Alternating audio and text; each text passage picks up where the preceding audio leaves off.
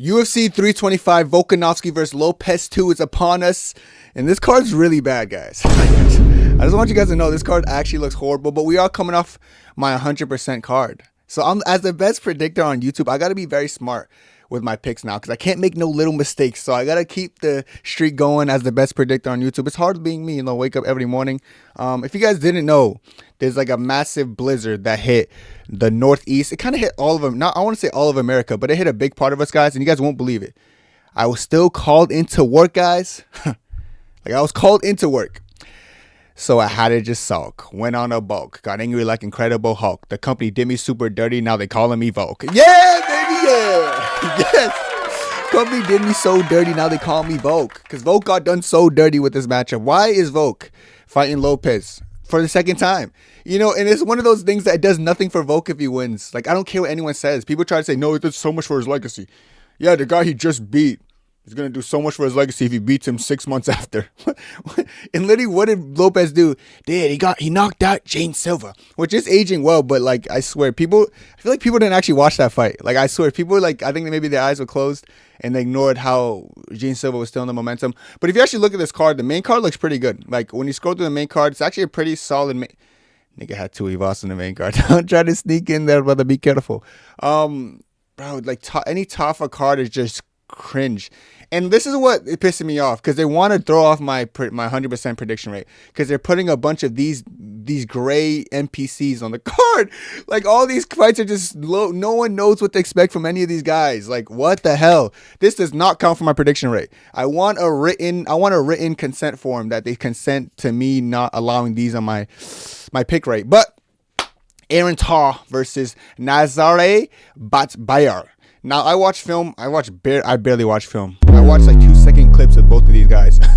Now, this Aaron dude, he has power.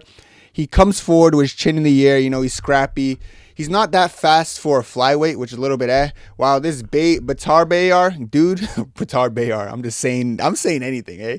Shibai. This guy just comes. He's a lot quicker than this dude from the looks of it on his film.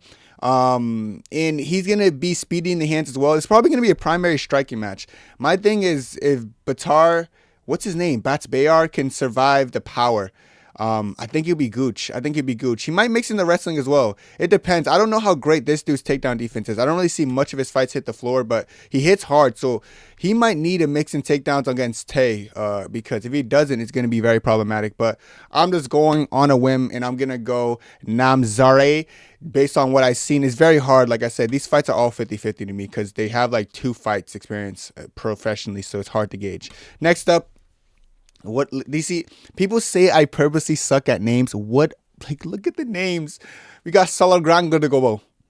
Like, bro, it's so annoying. Sulangrangbo versus Lawrence Lui.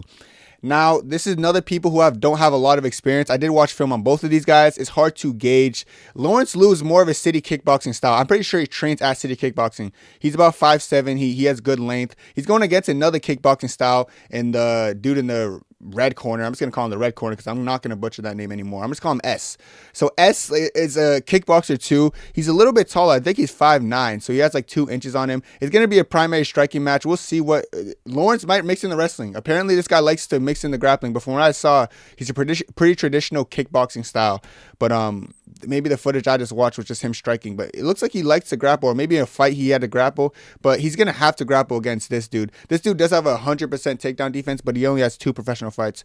It's hard to gauge. I think it's going to be a striking clash of 2 longer, lankier bantamweights. Like bantamweights who are 5'7", 5'9", they're more on the tall side, I guess. So we'll see how this fight plays out, but I am going to go S. I'm going to go S for this one. I think he should get the win, but yeah, Aussie. This is not even Aussie. This guy's from New Zealand, eh? Yeah. So New Zealand's down 0-2 so far to start the card, and yeah. Next up, Nakamura versus Sebastian Szalay. Now, both of these guys are good. From what they're the most promising. Now, Nakamura is going to be a little bit more marauding on his style. Like, he's going to come forward and try to swing and get Sebastian to swing with him. But Sebastian picks his shots more appropriately. He circles a lot more and like finds the distance and finds when to stick and move. This one's a close one. This is probably going to be the best fight out of every fight on this stupid little early prelim.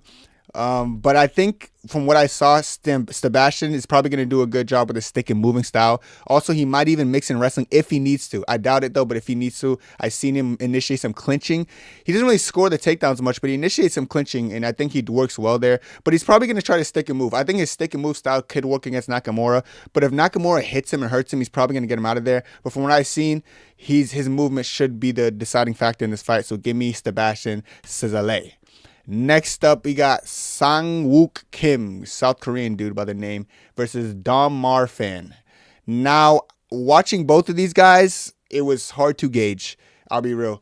SangWook Kim is like a longer, rangier type of striker from what I've seen. And Dom Marfan can mix in multiple things. So I think he's going to have to against the South Korean. But it depends because sometimes I feel like the South Korean's chins are so high in the air, man. So I feel like SangWook Kim's chin in the air is going to do more harm than good for him. So I actually think the Aussie could pull this out from just like hurting Kim and then maybe mixing in some grappling exchanges. But it's going to be a close one again. But I'm going to go Marfan for the win. I'm going to go the Aussie. So, okay, Aussies are 2-0 so far. New Zealand's 0-2. Aussie are 2-0 to start off the card.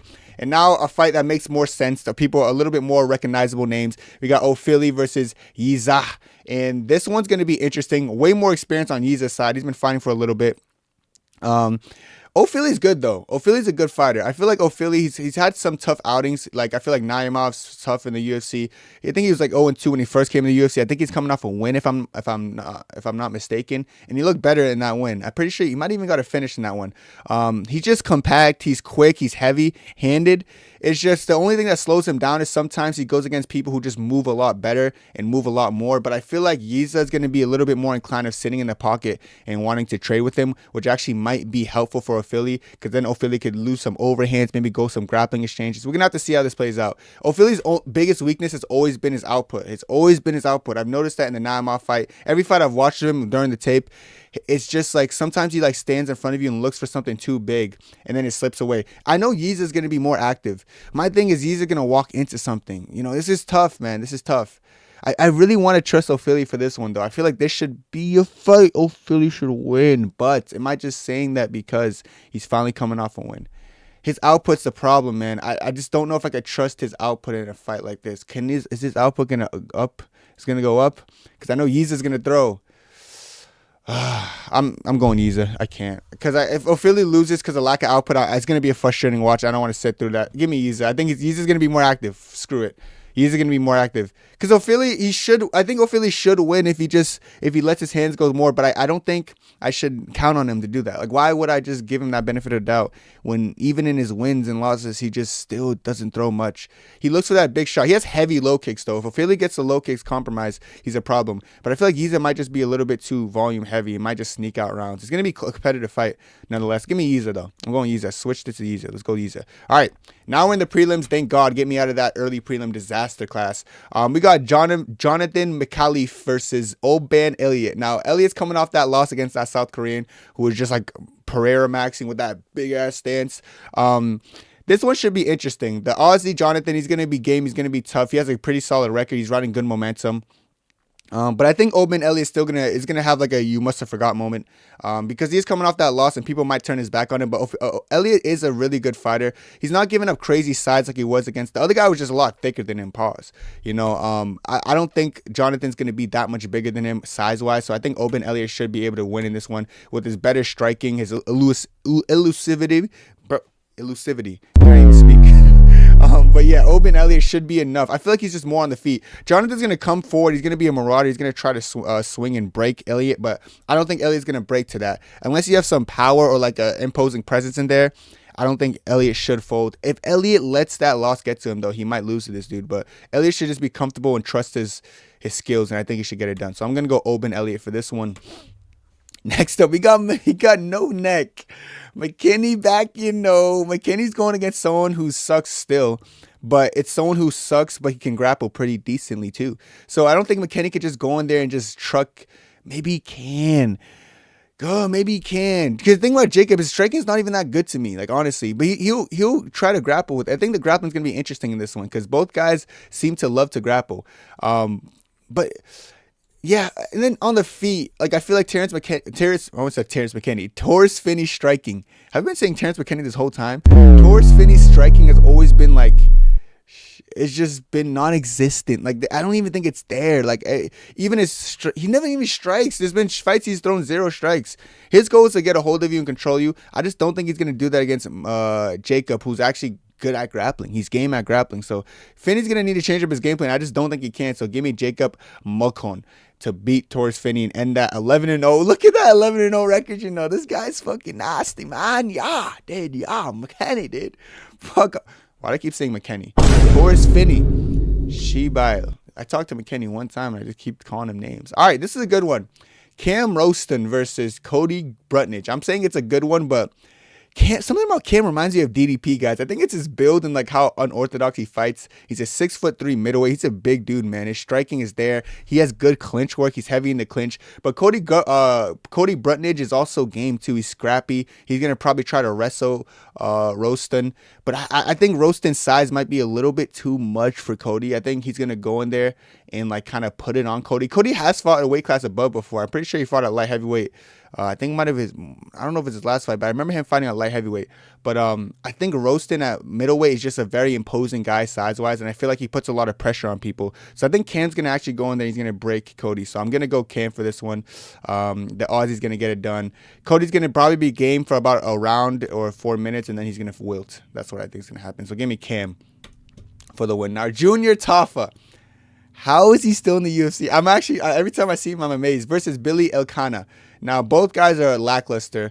Junior Tafa, like the Tafa brothers, like if you ever think I'm ever going to put money on this guy, you guys lost your mind. There's just no way I'll ever back a Tafa brother to win. Give me Elekana off of just not being named Tafa. Elkana's not that great, but he knows how to win at least, you know. Tafa just doesn't know how to win. I'm convinced the Tafa brothers maybe bet against themselves in fight because they just give up. They gas out after like 2 rounds. You know, I don't care if you're a light heavyweight, any Tafa brother, they're going to gas out, and after they go through any kind of reverse, they literally give up on themselves. They're such embarrassing fighters. Give me Elekana. He's going to smoke this Ute.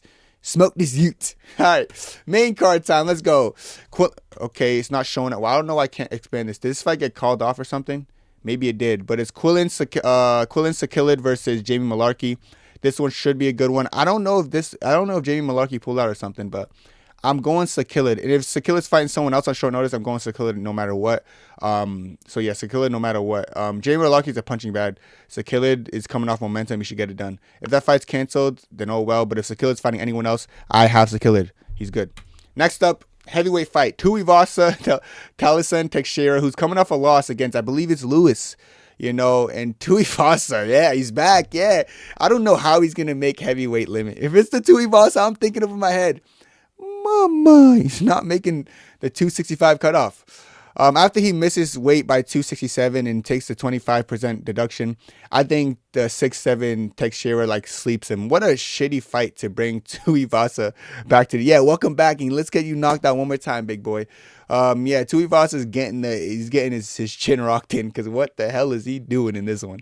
Why did they put him against Teixeira? What is that matchmaking? Poor guy, eh? He's gonna get his face punched in. So I got Teixeira for this one. It's a pretty easy pick. It's TT versus TT. Give me the tall T, not the small T. All right, let's go. Yeah, baby, yeah. All right, next up's an interesting one. You know, we got Rafael Fiziev versus Mauricio Ruffy. Of course, the Ruffy's coming off his first loss against Benoit Zlendomley. And then Rafael Fiziev is coming off a win. But before that, he's coming off that loss against Justin Gaethje. Here's the thing about Fiziev. He's objectively a better striker than Ruffy. Now, what Ruffy showed me, and it's not even like Fiziev's a grappler or is going to grapple, but he grappled a little bit against Gaethje. So it might be in his arsenal, but it's that Ruffy is so flashy, so sporadic, and it's in him. It's what he's going to do. You know, even if his accuracy is not on point, he'll always throw that spinning shit. What confused me, though, is he got taken down once, right? He gets up and he is so sloppy. Like, all that technique, it goes to shit. And fighters like this, it kind of reminds you of Zabit Magomed Sharipov, but a lot worse, because he's a lot worse than him. But he just, like, his technique collapses, and it almost looks like he's just desperate, and everything he throws is just to throw for fashion. and when he fatigues, he just looks like a whole different fighter. Fiziev is a more experienced, more seasoned, and he doesn't break down like that when he fatigues. He's still sharp. He's still throwing kicks. He might throw a lower output or a little bit more labored, but like Ruffy just isn't the same person when he's fatigued. He's like overextending on everything, and everything's too explosive for him. He can't beat Rafael Fiziev. I don't know the odds for this. Maybe Fiziev's the underdog, but I think Fiziev's going to go in there. He's going to school Ruffy pretty comfortably. Ruffy, I'm a fan of him. I'm fond of him. He's cool. He's badass, but I just don't like the way he broke down against BSD. Surprised me for the worst. I was like, really? I was actually very surprised that he started breaking down like that. I'm not really fond of that, man. I think Rafael Fiziev gets it done. Ruffy is just he folds too quickly after one round. That endurance needs to be checked, brother. And I can't believe BSD brought that out of you. But yeah, I think Fiziev gets it done. And it's not. And people are gonna be like, oh, but he's only fatigued because of grappling. I'm telling you, it's deeper than that, guys. Fiziev gets it done. All right. Hooker's back. He just got his face punched in and nose broke by the Armin's ground and pound and then blamed it on the headbutt. But Dan Hooker versus BSD. BSD's, of course, coming off that win against Ruffy. Not going to lie, this is actually one of the easier picks on the card, but not for the reason you guys think. I think Dan Hooker beats BSD pretty comfortably. BSD striking is not all that. Dan Hooker is going in against a matchup that is a grappler still, but BSD is just not the grappler Armin is. I think BSD, when he was struggling to get down Ruffy, he was struggling to like do anything on the feet. He was so panicked. I think Dan Hooker should beat BSD, especially in Aussie, man, especially in Australia, man. I think Dan Hooker gets it done. This might be an underdog pick as well, but I just don't think BSD is that good. I never did think BSD was that good. I did know he was going to beat Ruffy, but that's different. I just don't think Dan Hooker is the same person as these other guys. Like, he's not going to fatigue after one round. He could take down Hooker. He's probably not going to get finished unless you're a vicious ground and pounder. You could get slip through positions like Armin Sarukian. He's not Armin Sarukian. He's Benoit Saint Denis. His grappling's not all that great. Even all his takedowns on Dustin Poirier were just failed guillotines. His offensive wrestling's not all that. I think Dan Hooker gets it done against BSC pretty comfortably. Give me Dan Hooker by KO or points. Takes me to the main event of the evening, Alexander Volkanovski versus Diego Lopes. We've seen this before. We're seeing it again. First fight was watching back that first fight. It was a lot more one-sided than I thought initially. I guess the drop in real time and just like how close are the calls. I was always doing this. I was like bobbing and weaving that whole time because I was like, oh, Diego might land on him again. But honestly, outside of that one, it seemed like Volk had everything under control, man. And Diego Lopes, no offense, his striking in his last fight actually looked worse. Than his ever looked. Like, I feel like Gene Silva just made him look goofy. He was just kind of walking into punches. His shirt, you could say his grappling looked better. He's not taking down Volk. Volk's gonna win. Like, it's another win for Volk. It should be a damn shame if he gets caught, eh? And no, you know what's funny? Fights that go like one side of the first way, they never go the same in rematches. Like Ankalaev, Pereira, bro. Like Pereira, Izzy, Peter Yan, Aljo. You know, I swear, Jan was whipping Aljo, and then suddenly the rematch. I feel like rematches don't go the same at championship level. And that might be trying to tell me something. You know. Fuck. But it just doesn't make sense. So do I just bend the knee to that weird superstition, or do I just follow my gut and understand that Volk is objectively just a way better fighter? I think I'm going to follow my gut and think Volkanovski's a way better fighter. Because Volk should just stick and move the whole time. Diego Lopes, he's going to have to take a risk, but even the risk he takes, it might not be the best risk possible. I think Volkanovski is just better than Diego Lopes. Diego Lopes doesn't really have much for him, does he? Like, what's Diego gonna do? Oh, he has puncher's chance. I can never pick puncher's chance again. I've done it before, and I don't like that narrative. Puncher's chance is just I'm not fond of it. It's just not my picking style. And as the best predictor on YouTube, I'm going Volkanovski. So let me know what you guys think about this. This card's kind of shit. If you guys want to parlay, I'll give you guys I don't want to say guaranteed lay. I'll say guaranteed lay. No, I'm not saying guaranteed lay. This card's harder than the last card. Last card was so easy. Like, I knew I was gonna sweep that last card. This card is like, I don't know, a little bit more intensity. I'll go this for my guaranteed lay, right? Give me Teixeira by KO/points. Give me Rafael Fiziev. Give me Dan Hooker. And give me Volkanovski. Give me those four. Put them on a lay. Maybe like 400, 500 on that. And wrap it up, guys. But that's my picks. Let me know yours down below. Let me know what you guys think. Have a good one. God bless. 2, 3.